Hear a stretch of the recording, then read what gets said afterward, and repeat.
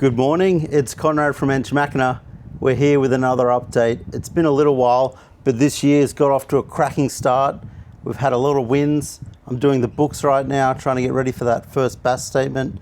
The biggest win though, which we'll get into in a second, was a more than 15-minute discussion with a group of teenagers purely about materials and circularity.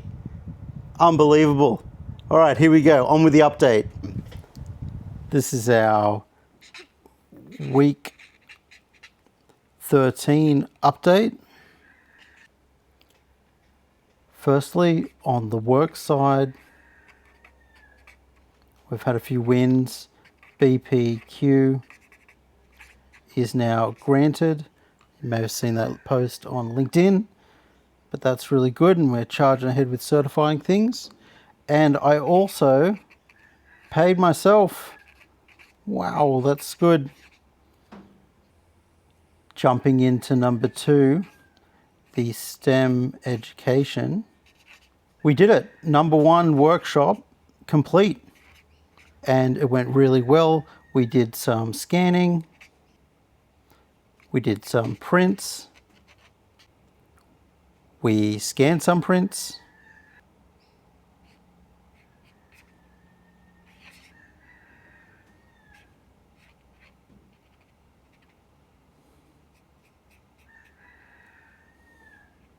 this is a printed bust.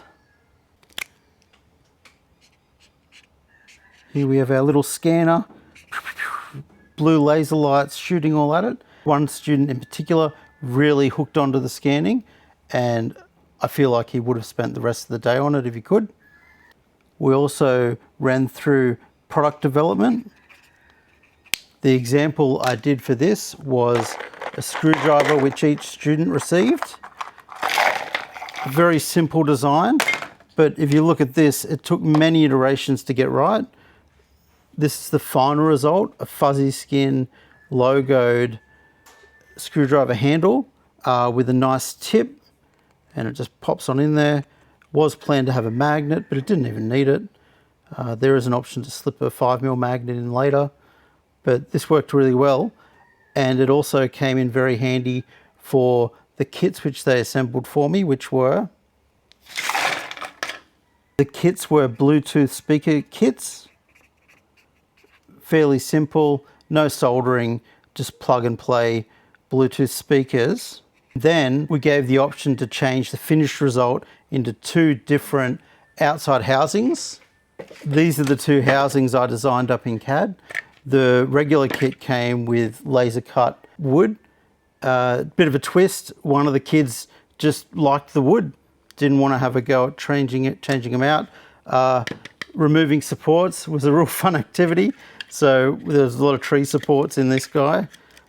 This was printed with a PVB resin, which can be smoothed with isopropyl alcohol. So that comes up a bit shinier like this, if they wanted to do that later. This design I thought was the most interesting. It is the most difficult shape I could imagine. Printed with regular supports in a glow-in-the-dark red. So one of the kids gave this a try. It was pretty good. Students, sorry. Okay.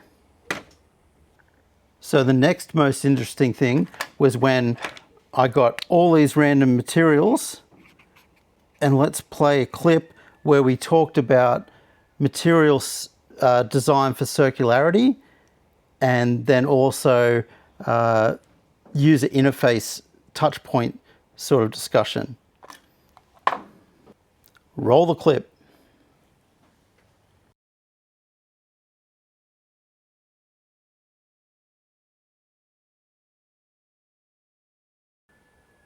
So that was fantastic. Did you see the level of engagement?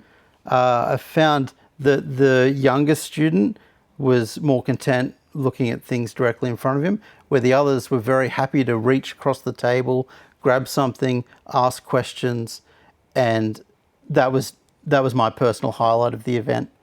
So we want to do more of those, definitely coming up. Still talking to MRAG, still talking to the councils, and then also some other spaces a bit more local to me, where there's even more of a void, I think, of this kind of thing. So definitely more of that to come in 2026. Okay, just to quickly wrap things up, we've got our social side. So the Hunter Innovation Festival people, we are hosting our first Innovators Lunch. That is this Friday. One speaker in particular is a young man who I was collaborating with the previous employer, and he is fantastic. So that is on at noon on Friday, and it's at the Q building in Newcastle at the uni. I'll be there early, setting up, helping out, so feel free to come and have a chat. Also with the social stuff, we've got an opportunity to work with some people who are trying to remove many tons of waste from landfill, and hopefully I can help get that project up and running. But yeah, that'll be a big win for the area. So if we can do that, we're going to save heaps of landfill, and we'll generate new materials that can be used for other things. Just quickly to finish off, there's two interesting opportunities coming up. One is to do with the art gallery that I talked about, and I have been trying this out. I have been metal forming with 3D prints using a recycled aluminium can. You can definitely make a dent and an impression fairly easily without too much force. Low enough forces, I'd be happy to get students to try it, which is important.